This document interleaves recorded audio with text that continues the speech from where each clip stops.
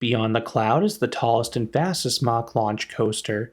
Located at Suzhou Amusement Land Forest World, this is one of the best roller coasters in China. It also holds the world record for the fastest inversion, as you charge through the slow barrel roll comically fast. I think this is the most intense roller coaster that Mack has ever made, and I will explain why in this review. This park originally opened around 2003 as Suzhou Amusement Land. The park closed after the 2017 season and relocated 5 miles northwest. It reopened in 2020 bigger and better than ever as Suzhou Amusement Land Forest World. The park opened with 2 roller coasters, including a tilt coaster, but they received their signature attraction in 2022. This will be the subject of this video, Beyond the Cloud. Mack had built a few launch coasters previously in China, but all their previous installations were either Blue Fire clones or Power Splashes. This will be their first custom launch coaster in the country, and at the time of its opening, it was the tallest and fastest roller coaster that Mack had ever built. The ride stands 205 feet, or 62 meters tall, and hits speeds of 81 miles per hour, or 130 kilometers per hour. Both these records were surpassed by Hyperia at Thorpe Park in 2024. However, this ride is still massive, and it holds the record for the world's fastest inversion. This ride makes an immediate visual impact. The towering top hat and implement are imposing. Then you see a tangled mess of track with that Cobra roll. This is a shockingly compact ride given its scale. The track has a vibrant blue paint scheme, and the orange train really pops against it. Now the main layout has zero theming.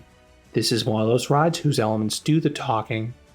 This station has some ancient theming with these carved stone faces, but that is the full extent of this ride's theming. The queue in general is also devoid of theming, and this gets really annoying to walk through if you're trying to marathon this coaster. For one, it is long. I reckon there's enough space to hold 3 to 4 hours worth of people. The queue spans the ride's full length. Then, the end of it consists of a series of switchbacks with no pass-throughs, so you have to wind back and forth each time, even if the ride is a total walk-on. And from what I've gathered, that is usually the case. I visited on a spring weekday. Midday, this ride a 1 to 2 train wait. By the late afternoon onwards, this coaster was a total walk-on. I often had to wait 5 minutes in between trains, as staff members said they were waiting for more riders, but I wonder if this was more of a cost-saving measure. The actual restraint check was decently quick once that started. The crew would make one pass to check the seatbelt, then they would make a second pass to check the lap bar. When this ride actually had a queue and enough people to fill a train immediately, the crew was loading the trains much more quickly. There was no waiting period in between the cycles. If you do visit on a busy day, the park does offer a skip the line pass. This appears to route you directly to the station, allowing you to board the next train. I did not look into how much it cost because it was wildly unnecessary the day I visited. 3 additional touring notes. 1. This ride may have different hours than the park itself. The exact hours can be found in the park's WeChat mini program, or by the ride's entrance. In general, this coaster seems to open with the park, but it frequently will close at least a half hour early. 2. This coaster will not operate in any precipitation. This is common with a lot of coasters in China, so be careful visiting this park on a rainy day. The ride will close even in the lightest of mistings, but the park will reopen the coaster as soon as the rain stops at least. 3. Glasses cannot be worn in this coaster, even with a strap. That is pretty typical of most coasters in Asia, unfortunately. The train seats a max of 20 riders, as it is comprised of 5 cars with 2 rows of 2. I believe they own 2 trains, but I have only ever seen one in use. Once at the end of the queue, the park admits enough people into the station to fill the next train. Seating is then on a first-come basis. If the row you want is already taken, you are free to wait an extra train. Just wait in the queue area. Most people fill this ride front to back. Other enthusiasts seem to prefer this ride in the front. It is definitely worth trying there to feel the ride's full speed, but I personally have a slight preference for the back. I thought the airtime was superior on two of the elements. If you visit on a particularly quiet day, you may see the park only unlock the front car or two. If you want the back and ask nicely, they probably will unlock it for you. The staff of this park was very friendly. The trains are almost identical to Mack's other major coasters, and that is a good thing. I love these trains. You have raised seating and overhead lap bars. The latter are very comfortable. Staff members were not stapling, but even if these come down hard during the ride due to the forces, they are profiled in a way that you still have ample room to lift out of your seat. The one difference is that these ones have a seat belt over your lap. This did not impact the ride experience in my opinion, it just slowed down loading a bit. Now, if you are on the larger side, this will be the limiting factor. The larger guests I saw had no issue with the lap bar closing. It is the same verify as other Mack coasters, but some did have trouble fastening the seatbelt. My guess is if you barely fit in other Mack coasters, you may struggle to get on this one due to that seatbelt. Once secure, a bell chimes. You then hear a large humming sound. I believe this is the cooling pipe that runs alongside the launch. These LSMs use a lot of power, and they generate substantial heat. You need more power to take off from a dead stop like this ride. This currently is the fastest LSM launch to take off from a dead stop. The faster ones all roll into their launches, even if it's a slight roll. You take off directly from the station. The initial kick is decent. It is better than usual for a Mack, probably about on par with a Bluefire clone, but it is still not as powerful as what you get with other manufacturers. However, this launch is more about the speed accumulation. Whereas some launches have a large burst at the start, this one just keeps on building up. By the time you're halfway down the launch track, it really has good oomph to it. It helps this is one of the world's fastest LSM launches, going from 0 to 81 miles per hour or 130 kilometers per hour in just a few seconds.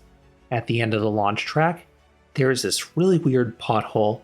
I honestly am not sure what happened here. It is a small jolt in the front, but it makes a large clang and really shakes the train in the rows further back. It is the roughest part of the ride by far. Beyond that jolt, the entry into the top hat offers a strong burst of positive Gs. Then you get lovely negative Gs over the top. In front, you get good ejector at the apex and some floater coming down, but I particularly like this element in the back. You start levitating on the ascent. Then, you are chucked upwards on the twisting drop. This is great ejector. Then as a bonus, you get solid laterals as well.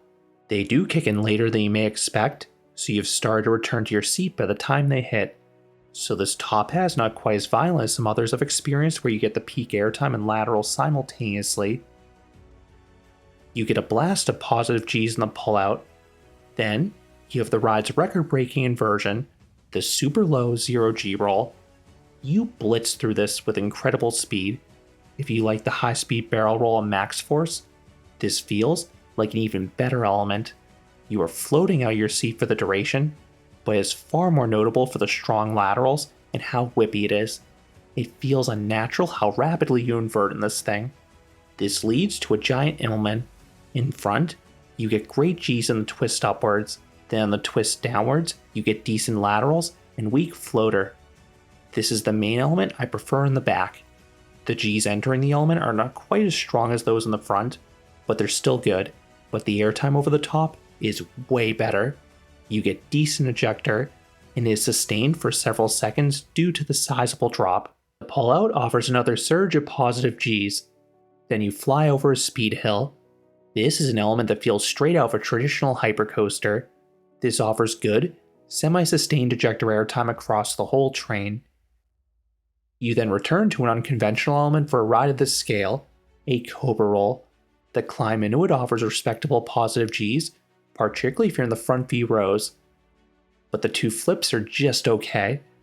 This is one of those Cobra rolls that flares outwards. This typically dials back the whip, and that is definitely the case here. This is easily the tamest part of the ride. Honestly, I think the Cobra roll and the tilt coaster on the opposite side of the park is better. That one is more compact, so it offers superior positive Gs and snap. The best aspect about Beyond the Clouds Cobra Roll is the near misses. You narrowly avoid multiple supports. While the element does not ride the best, it visually looks cool, and I cannot deny the impressive engineering that went into wrapping this around the top hat and through the vertical loop.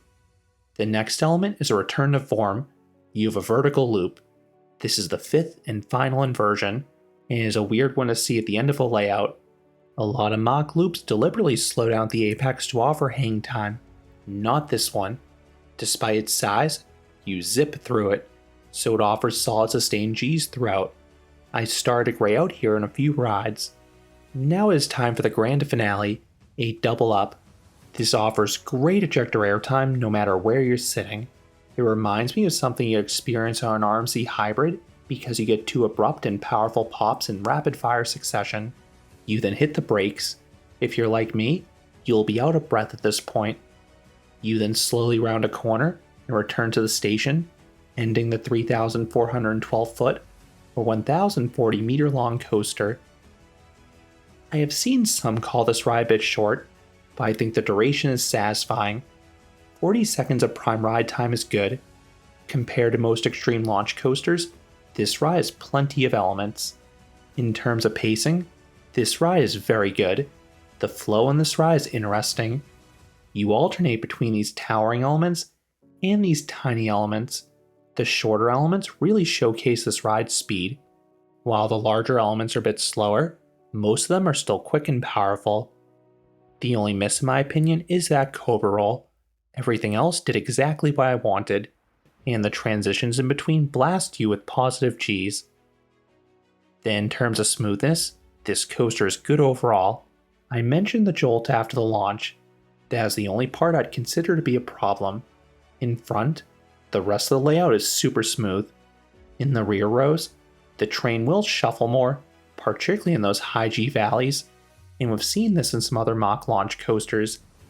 Even with Beyond the Clouds speed and forces, I still found the experience perfectly tolerable. It did not shake enough to cause a headache, and honestly, I think it added a bit to the intensity. What would I rate Beyond the Cloud? I would give this coaster a 9 out of 10. This is an excellent coaster. I love the breakneck speed and pacing. Then the elements are mostly phenomenal. The power and variety allow this coaster to stand out. The initial launch is quite good due to the immense speed. Then, there are a handful of strong ejector moments on both the larger and the smaller hills, and most of the inversions are brilliantly mixed in. Why did this ride not get a perfect score? The main reason is that Cobra roll.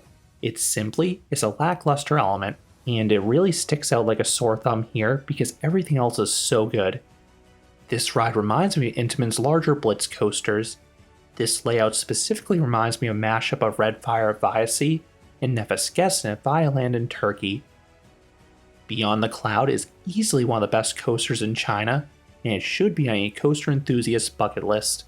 Mack has been making some epic coasters as of late, and this may be their most intense ride yet. The rapid forces and positive Gs are why I think this ride is so intense. I cannot wait to see them build more large-scale launch coasters.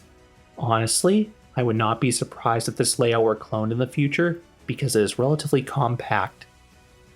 Those are my thoughts on Beyond the Cloud at Suzhou Amusement Land Forest World. What are your thoughts on this coaster? Let me know down in the comments. If you enjoyed this review, I would appreciate it if you gave this video a like, and you consider subscribing, because there'll be a lot more roller coaster and amusement park videos here at Canopy Coaster. Thanks for watching.